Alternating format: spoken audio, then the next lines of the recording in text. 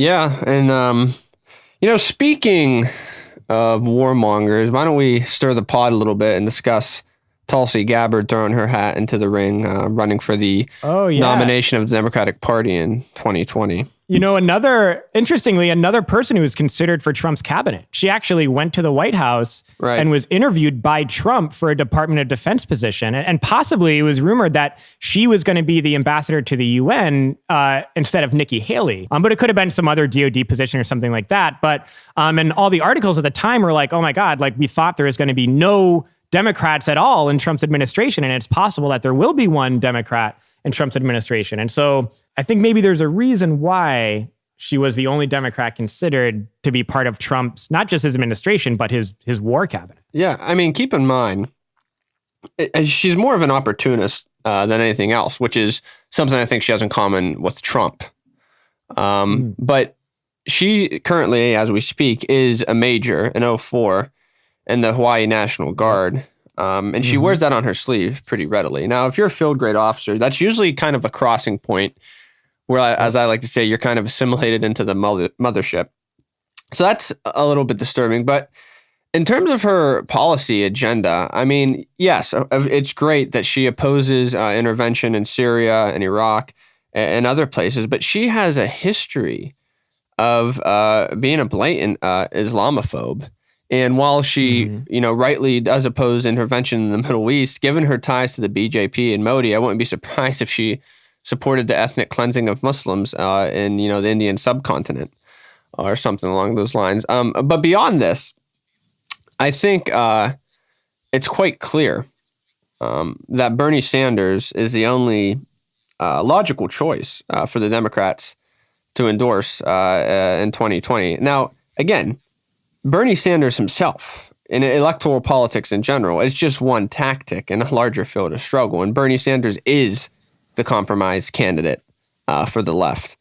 And for all his problems, at least there is some iota of consistency there and what seems to be a genuine commitment to ending the forever war in Afghanistan and U.S. intervention in Iraq and Syria, and not to mention his social policies and having participated pretty much for the entirety of his political career in the fight for LGBTQ rights and so on and so forth. And it's really strange that Gabbard gets this pass as a so-called progressive just because, she rightfully so endorsed Sanders in 2016, which from any political analysis makes sense. But it's far more opportunistic than any genuine commitment to socialism, of which I think Bernie Sanders, again, if we're serious about a larger mass movement, you and I have had this discussion before, Mike, outside the show. Bernie at least does respond and listen and answers to the whims of mass movements in this country. He absolutely does. And I think really the only indication of how Tulsi Gabbard would respond to a progressive protest movement is her response to the protest at Tucker Carlson's house. Tucker Carlson, who is arguably the top racist and immigrant-bashing propagandist in the entire country, who, funny enough, is also the heir to the Hungry Man frozen dinner fortune. She called that totally good and well-justified progressive protest an act of terrorism, and that those who rightfully protested at his house were terrorists. That is a scary statement to make with some pretty big implications for left-wing activists. Tulsi Gabbard, from what I understand, she came to popularity through being a Bernie surrogate and through the Bernie movement. And so coming out way ahead of Bernie, announcing the run for president, like that's the most anti-Bernie Sanders thing anyone has done so far in the Democratic Party. I mean, it's like such a hostile action against Bernie Sanders, because Bernie Sanders isn't, the only way Bernie Sanders is going to run for president again in 2024 is if he's running for re-election. Like this is the last time he's going to be running for president unless he's running for re-election. If she was such a Bernie surrogate and felt so strongly about Bernie and kind of rode the wave of his popularity, why isn't she supporting him for the presidency, try to get a spot in his administration and then run for president, after Bernie? I mean, it's almost like I feel like an act of sabotage against him, whether it's conscious or not from her part. But like you were saying, I mean, we don't See, we don't know. I mean, I know that a lot of really well-meaning, good anti-war people like Tulsi Gabbard. I think that there's just a lot I didn't know very much about her until she announced her presidency. I always thought that, maybe she was just another Bernie Sanders who is, just younger. The thing is, we don't actually know. And this is not just a phenomenon we've seen with one person, but multiple people were people that tried to make a name for themselves as like a right-wing politician, or were making a name for themselves as some kind of right-wing politician or figure or something.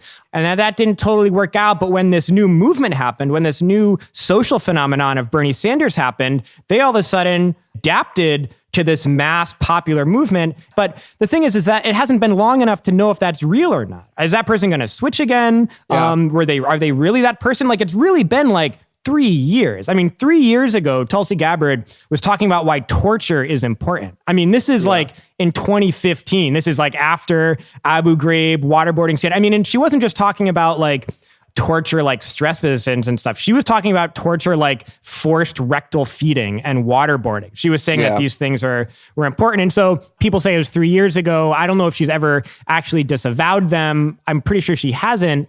Same thing with her anti-gay stuff. She's in all these anti-gay commercials in Hawaii. Mm-hmm. She was part of an anti-gay group. She has this really bad quote saying it's gay rights are just appeasing of small fringe faction of homosexual extremists in America. And she's, of course, disavowed those things. But either way, you kind of got to put some years in as a progressive for people to trust you as a progressive when you've very recently switched from one side of the political spectrum to the other.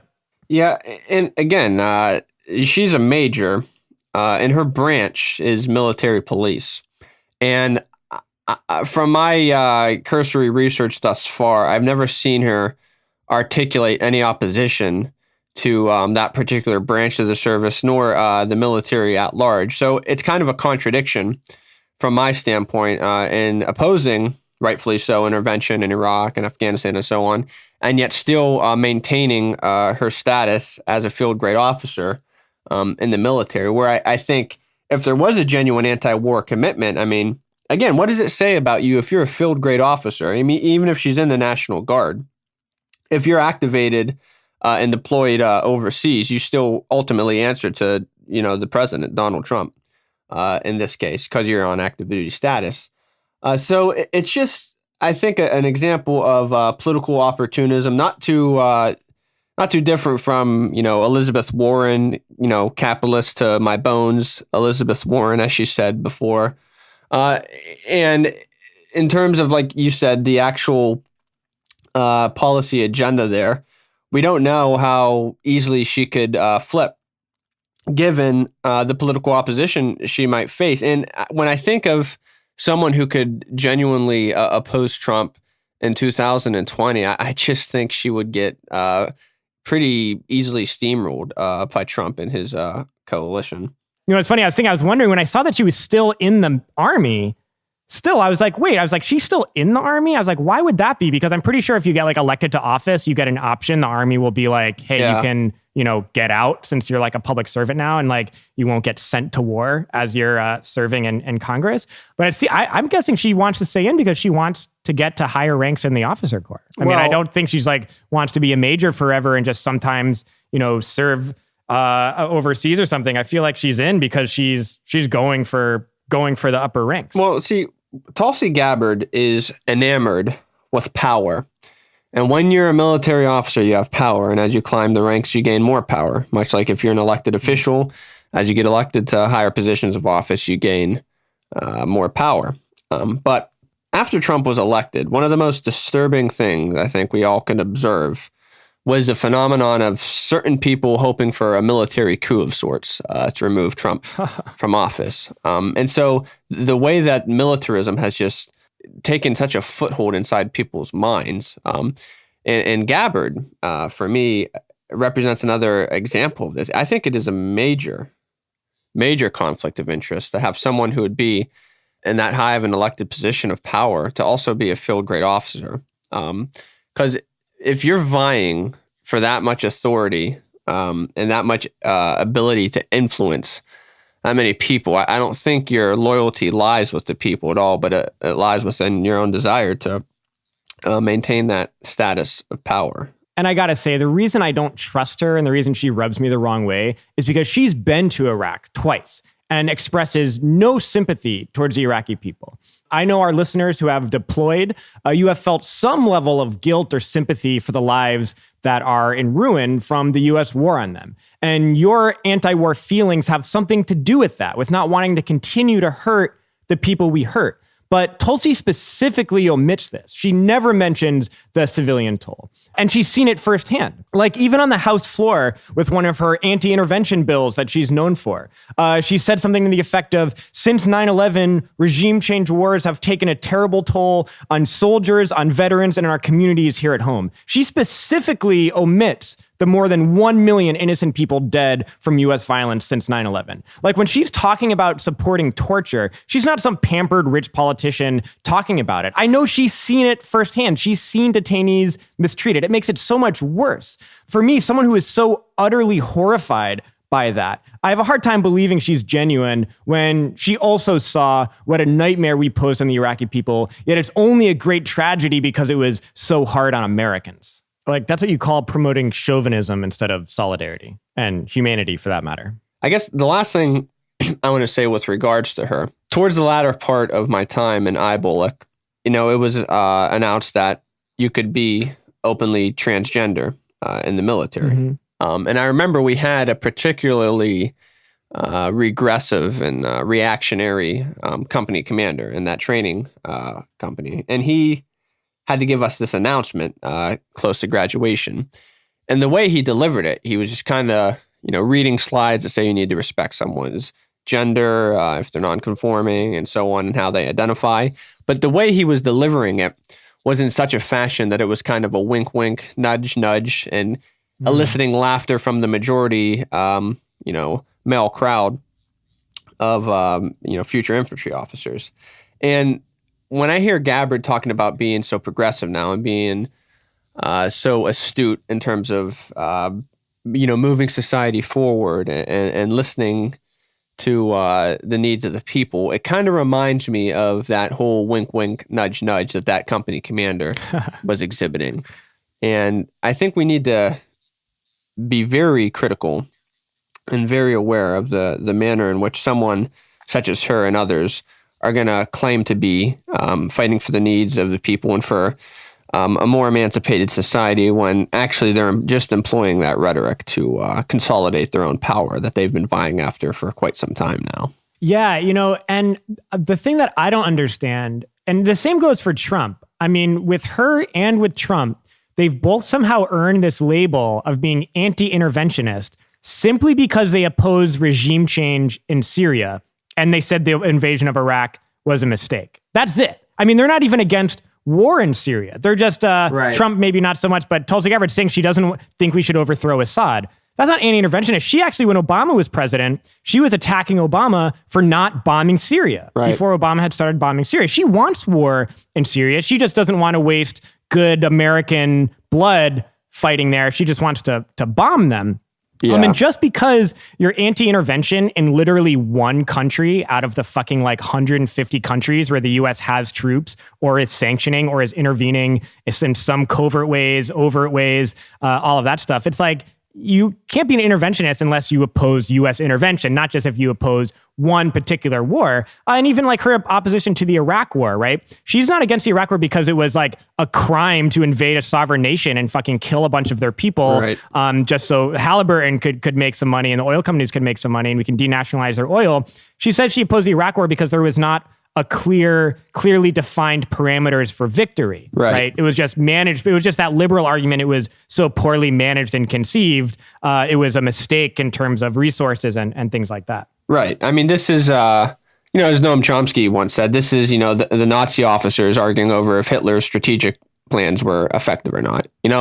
When you're arguing for a more clean, efficient war, you're not speaking from any position of moral authority. You're playing the same game as the rest of the ruling class. You're just trying to make yourself look better in relation to them. So, and again, I think that's another phenomenon we need to be on the lookout for, is this idea, and we've seen it for a while now, that the Iraq War wasn't an immoral travesty. It was just not strategically effective. And when you're playing the game of strategic effectiveness when it comes to intervening in sovereign nations, well, you're kind of being the same square-jawed, rock-for-brain generals that we talked about earlier in this episode.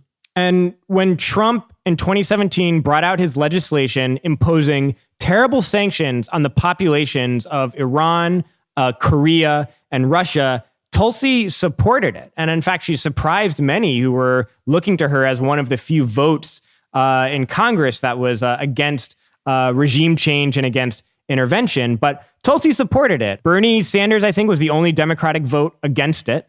But this is an act of war. Sanctions are war. Sanctions are an act of intervention. Sanctions are a tool of regime change, all the things she's supposed to be against. And this was after Trump was elected. This is after her anti-intervention mantle was taken up.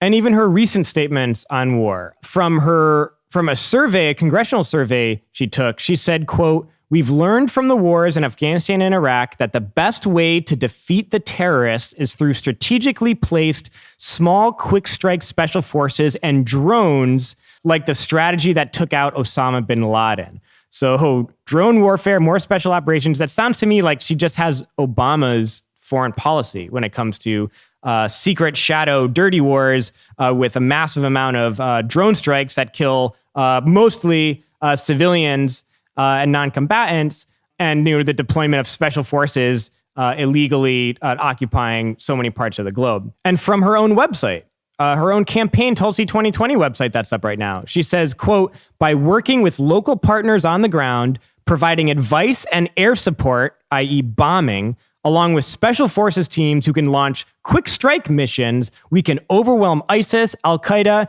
and other terrorist organizations." She doesn't say what other terrorist organizations, and there's quite a few that are considered terrorist organizations by the United States that are not terrorist organizations, and it's just a label put on them to justify aggression towards them. But she says, and other terrorist organizations, and also to, quote, "have in place local elements securing and governing the territory taken." So it's wanting to take some more territory. Look, this is interventionism. And it's all framed in this war against ISIS, but really that quote from her campaign website shows it's a much broader war against terrorism, a war against Islamic extremism around the world, which, as we saw with the Bush administration, it's just a wild card that can literally be applied to any country that has some Muslim population in it. But look, ISIS was created literally by the U.S. bombing and occupation of Iraq and the U.S. support of a sectarian government there. This is continuing that same strategy. That is not what's going to defeat ISIS. If you're really someone who's concerned with defeating ISIS, having the United States there bombing and occupying is not going to defeat it. The people of Iraq and Syria and their allies in the region who they've asked to come there and fight, like the Palestinians, the Lebanese, the Iranians, who have gone there to defeat ISIS with them, they are the only ones that can bring a lasting defeat to the Islamic State. Another thing that Tulsi did when Obama was president was she was attacking Obama for the fact that he wasn't arming the Nazi insurgency in Ukraine. Yeah. After the coup d'etat in Ukraine that was predominantly led by actual fascists and actual neo-Nazi organizations and foot soldiers. Tulsi Gabbard wanted Obama to go even further. Of course, the Obama administration supported this coup, but Tulsi wanted Obama to go further and was a big advocate for sending weapons to this new fascist and racist government, which included entire military units of actual Hitler-loving Nazis as their military ranks, as their actual military ranks. And she said clearly in attacking Obama from the right for not doing so, that, quote, "America can't stand idly by while Russia continues to degrade Ukraine," and demanded that Obama put more, quote, "painful sanctions on Russia." So that sounds a lot like the Russiagate stuff we're getting from kind of the neoliberal Democratic Party establishment. I mean, how is that anti-intervention? I mean, I could be, maybe she's changed her position on some of these things, but her rhetoric about the war on terror, I mean, she says, her exact quote is, "I'm a hawk in the war on terror, but a dove when it comes to regime change." Yeah. And so this is just like, it's like this is what right-wing anti-interventionism is. I mean, you can be an anti-imperialist, an anti-interventionist, but because you believe that people have the right to determine their own destiny and that the U.S. capitalism or whoever shouldn't try to dictate to the world how they live, and you give people the right of self-determination. Right-wing interventionism is this other kind of thing where it's about, why would we waste our good white American boys to go nation build? And they believe Trump says this a lot. Our policy of nation building. It's like thinking that we're actually going to Iraq to save them and give them a democracy, and we're losing American lives so we can give them the chance of having a democracy. I mean, of course, that's not what any of it's all about. But in the right-wing anti-interventionist mind, that's what it is about. But we shouldn't waste any blood on that when we can just bomb them and do other things. I remember it was an argument when the Iraq War was starting. I mean, people would say, the right-wing anti-interventionist argument when the Iraq War was starting was, why would we send our boys to go die when we can just turn Iraq into a parking lot? Like, why don't we just drop a nuke on them? That'll solve the problem really fast. And so I feel like it comes from that same strain. I mean, saying you don't want to overthrow a particular government, and the Syria thing is interesting too. It's like, I think it's caught up a lot of people, but the reason that the right wing and even Trump are kind of into this, maybe the struggle isn't to overthrow Assad right now, which I think the Trump administration is still trying to do. Yeah.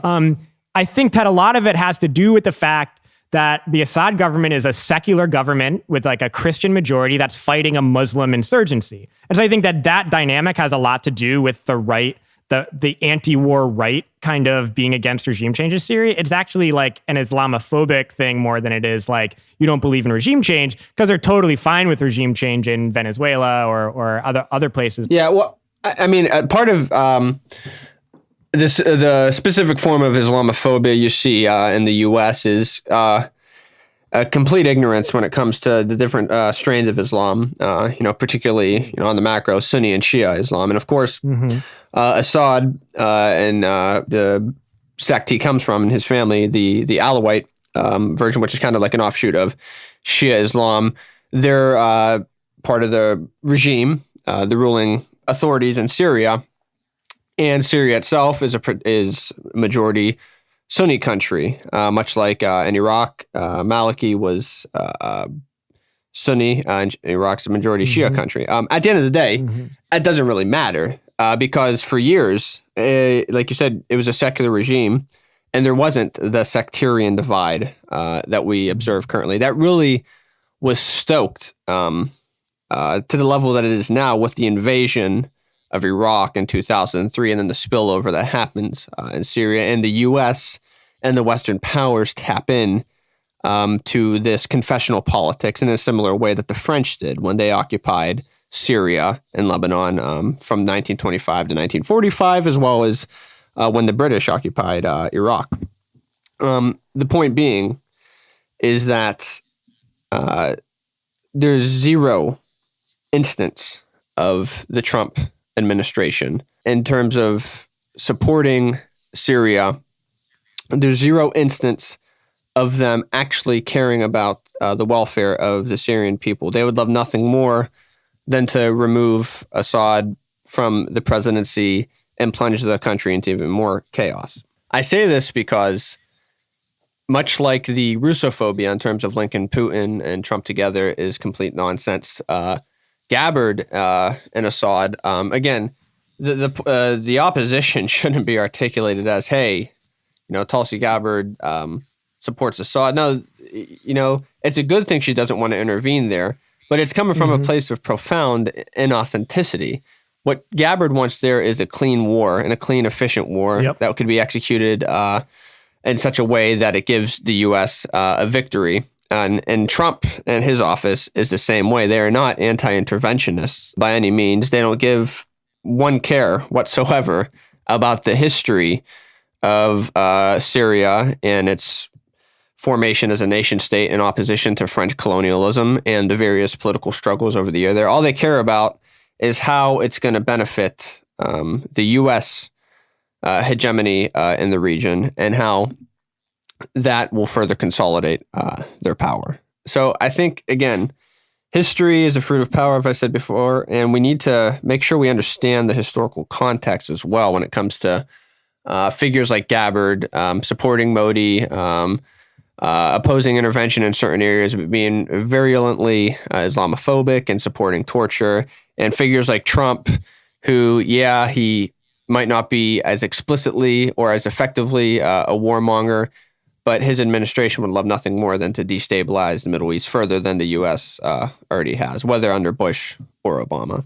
Yeah, I totally agree. And, the last thing I'll say about Tulsi is one of the things that we should be skeptical about, and I think kind of plays into her larger worldview is from all indications, she's like extremely pro-Israel. I mean, she actually got an award called the Champion of Freedom Award from a guy called Rabbi Shmuley, who's a notorious anti-Arab racist who highly supports the worst Israeli war crimes and apartheid against Palestinians.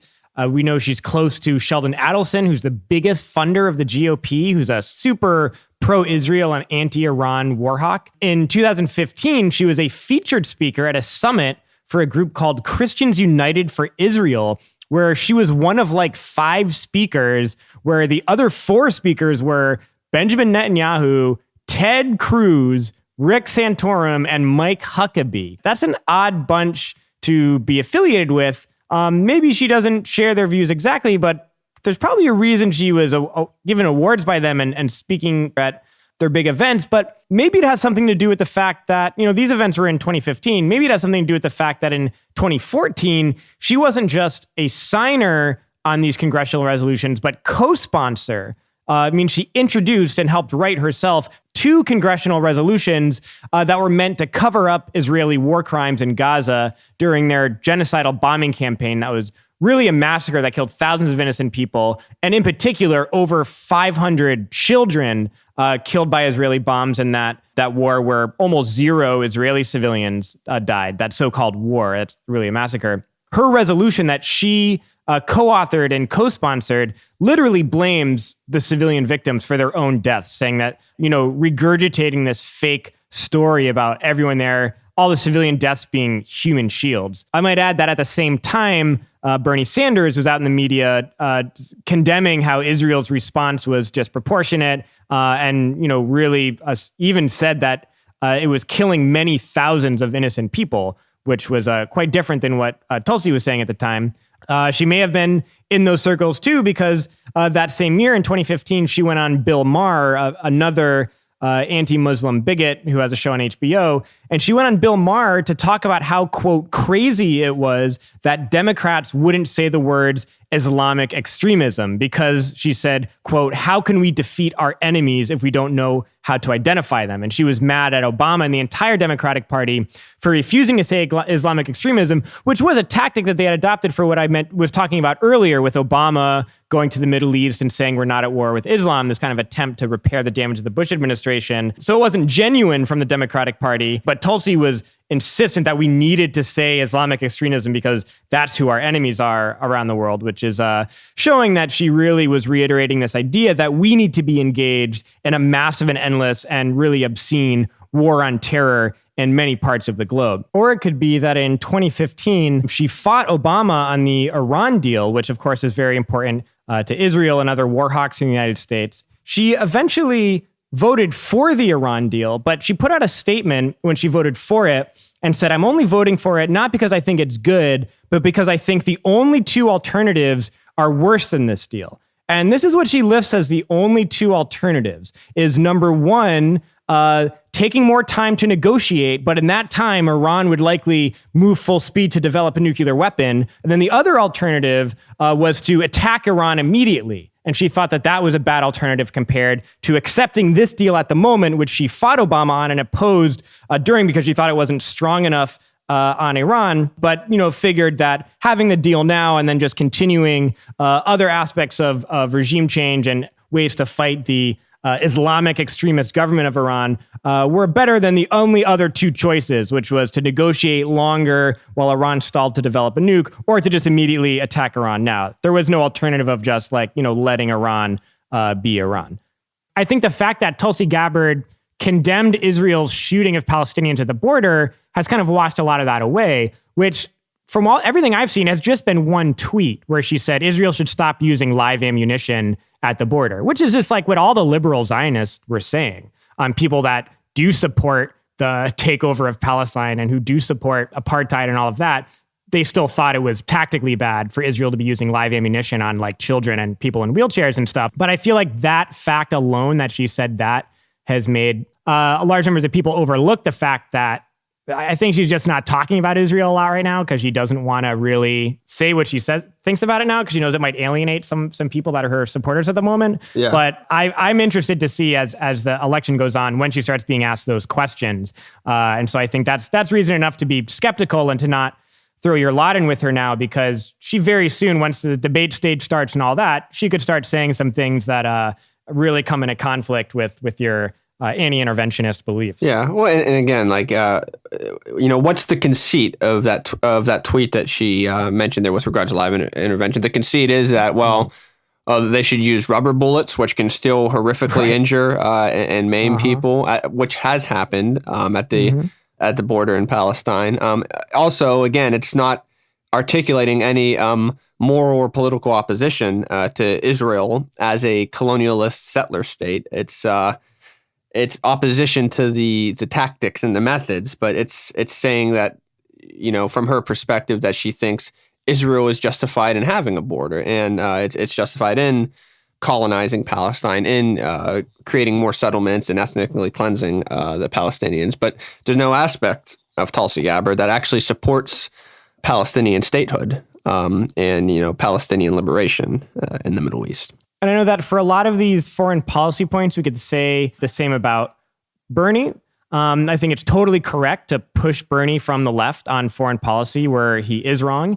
But there's a lot less reason to be skeptical of Bernie, where there's a lot of reason to be skeptical at this point of Tulsi. He doesn't have a history at all, let alone a very recent history of holding some very reactionary views about gay people and about Muslims. He doesn't have a very questionable relationship with a fascist, anti-Muslim and nationalist movement in another country, or questionable relationships with far-right individuals in this country, like Sheldon Adelson. He hasn't been the speaker or honored guest at the premier pro-Israel events in D.C., let alone recently. And in particular, Bernie isn't a field-grade officer in the Army, which is a club where you have to have accepted this ideology that the U.S. Should be a world superpower. That being said, it is wrong to attack her in the way that most mainstream liberals have and media outlets have. And it is great if she injects progressive demands into the election, like Medicare for all and raising the minimum wage and other issues of getting the U.S. out of the certain wars she wants to get us out of. All that stuff is good and important if it enters the public discourse more, enters the debate more, and enters the campaign more. But there are a lot of things here that people shouldn't overlook. You can't be against war and racism, the two main scourges on our society, while espousing anti-Muslim ideas and being a hawk in the bogus, endless war on terror. I know a lot of really good people and smart people are into Tulsi and have hope in her. And so the reason I say all this stuff is because I think it's clear, looking at all these things just from the past 4 years, if you're an anti-war person, I don't think it's very safe right now to trust that she's going to live up to that mantle of being an anti-war, anti-interventionist person. I think at this point, we might just want to see what she says in response to these foreign policy questions that reporters are going to be asking her, and they're going to be asking her on the debate stage. She's going to be giving it. It's like you can use what she said in the past and apply it to now and kind of guess where she's at on these things. But she's going to be saying it all very soon and has been saying some things and has things on our campaign website. She's going to be answering all of it. And so I would just use caution at this point. If you like her and are wanting to get behind her, I would just wait a little bit till the election approaches, especially since there's so many reasons to be skeptical of her at the moment. You've been listening to Eyes Left with Spencer Rapone and Mike Preisner. All of our content is free for everyone, but we can't do it without your help. So if you support this project, go to patreon.com/eyesleft to make it possible to continue. Be sure to follow us on social media at EyesLeftPod. And if you're in the military, a military family member or veteran and want to share your story, report problems and mismanagement, or need advice or assistance knowing your rights, including your right to get the hell out or refuse deployment, please write us at eyesleftpod@gmail.com. Eyes left.